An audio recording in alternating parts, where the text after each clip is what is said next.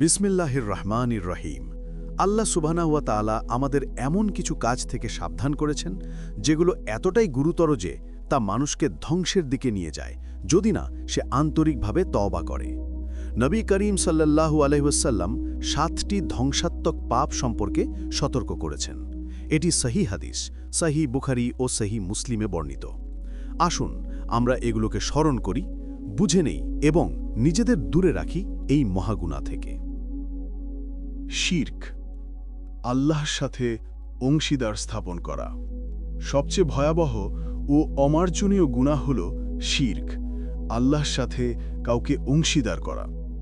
ইবাদত শুধু তারই অধিকার, কোনো মূর্তি, পীর, নক্ষত্র বা আত্মার নয়। আল্লাহ বলেন সূরা আন-নিসা 4:48, নিশ্চয়ই আল্লাহ তার সাথে অংশীদার স্থাপনকে ক্ষমা করেন না, এর বাইরে যাকে ইচ্ছা ক্ষমা করেন। শিরক ধ্বংস করে তাওহীদ, যা ঈমানের ভিত্তি। জাদু বা সিহের। দ্বিতীয় মারাত্মক গুনাহ হল সিহের, অর্থাৎ জাদু। এটি মানুষকে আল্লাহর পরিবর্তে জিন, তাবিজ বা অদৃশ্য শক্তির উপর নির্ভরশীল করে তোলে। আল্লাহ বলেন সূরা আল বাকারা 2.102, তারা এমন কিছু শেখে যা তাদের ক্ষতি করে, কোনো উপকার করে না। জাদু কেবল ভেলকি নয়, বরং এটি এক ধরনের কুফরি কাজ যখন কেউ আল্লাহ ছাড়া অন্যের সাহায্য চায়।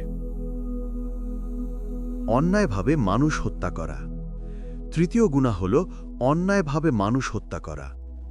ইসলামে মানুষের জীবন পবিত্র। আল্লাহ বলেন সূরা আল মাইদা 5:32, যে কেউ একটি প্রাণ হত্যা করে সে যেন সমগ্র মানব জাতিকে হত্যা করল। হত্যাকাণ্ড, জুলুম ও রক্তপাত আল্লাহর ক্রোধকে আহ্বান করে। সুদ, রিবা। চতুর্থ মারাত্মক গুনাহ হল রিবা, অর্থাৎ সুদ বা সুদের লেনদেন। রিবা দুর্বলদের শোষণ করে, লোভীদের ধনী করে এবং সমাজে ন্যায় বিচার ধ্বংস করে দেয়। আল্লাহ বলেন সূরা আল বাকারা 275, যারা সুদ খায় তারা কিয়ামতের দিনে এমনভাবে উঠবে যেন শয়তান তাদেরকে পাগল করে দিয়েছে। পঞ্চম গুনাহ হল এতিমের সম্পদ অন্যায়ভাবে ভোগ করা। এতিম শিশুদের অধিকার সমাজে অত্যন্ত পবিত্র। আল্লাহ বলেন সূরা আন-নিসা 4:10, যারা অন্যায়ভাবে এতিমদের সম্পদ গ্রাস করে তারা প্রকৃতপক্ষে তাদের পেটে আগুন ভরছে। যুদ্ধক্ষেত্র থেকে পলায়ন করা। ষষ্ঠ গুনাহ হল যুদ্ধক্ষেত্র থেকে পিঠ ফিরিয়ে পালিয়ে যাওয়া। সূরা আল আনফাল 8-15-16 এ আল্লাহ বলেন, তোমরা যুদ্ধের দিনে পিঠ ফিরিয়ে দিও না, যদি তা কৌশলগত না হয় বা অন্য বাহিনীর সঙ্গে যুক্ত হওয়ার জন্য না হয়। দায়িত্ব থেকে পলায়ন উম্মাকে দুর্বল করে এবং ঈমানকে ক্ষতিগ্রস্ত করে। নারীদের বিরুদ্ধে অপবাদ দেয়া।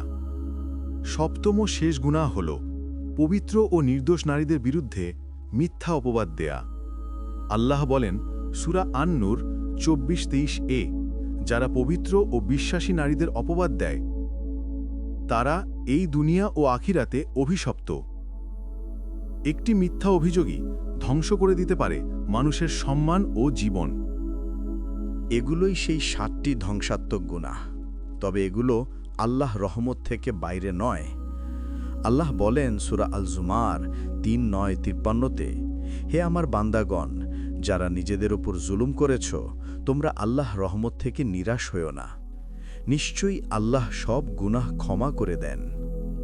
আল্লাহ দিকে ফিরে আসো তাওবার মাধ্যমে। যাদের প্রতি অন্যায় করেছ তাদের সঙ্গে মীমাংসা করে নাও। অহংকার ও গাফিলতিতে তোমার হৃদয়কে কলুষিত করো না, আর প্রতিটি দিন অতিবাহিত করো আল্লাহর রহমত, ক্ষমা ও সন্তুষ্টি কামনা করে।